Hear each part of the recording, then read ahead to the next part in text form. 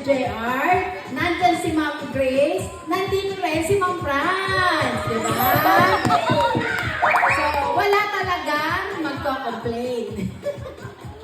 Pero, in fairness, ito nga yung sinasabi, di ba? A good leader is a good follower. So, sila, being mga supervisors and managers natin, sila yung nagpapakita sa mga staff na sila yung unang-unang sumusunod. Diba? So, palakpakan natin ang ating mga supervisors.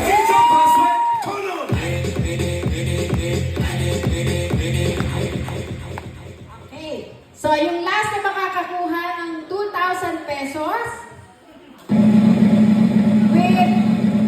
with a total average also of 87%. Number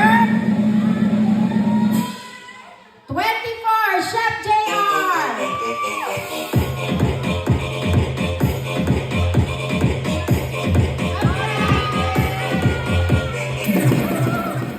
Okay, down to 4, down to 4.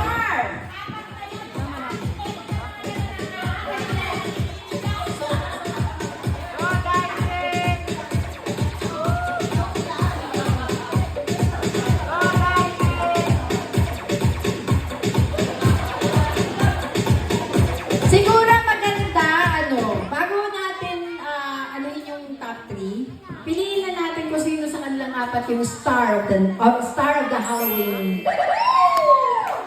Sino sa hula nyo, yung star of the Halloween sa apat na yan?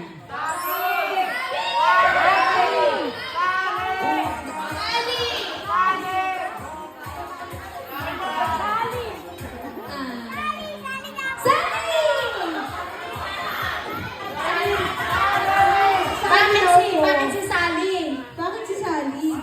Hindi ba pwedeng si Mark? Hindi ba pwedeng si Jack?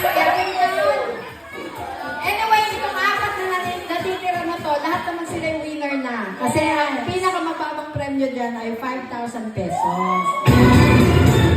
Ay, bakit may aso dito?